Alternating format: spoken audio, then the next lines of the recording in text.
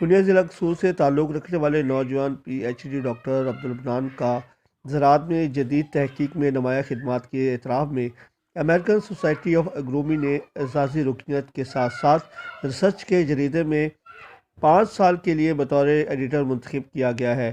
Doctor Abdul Mannan Pakistan میں bacon house group میں بطور ایگریکلچر کنسلٹنٹ اپنے فرائض سر انجام دے رہے ہیں۔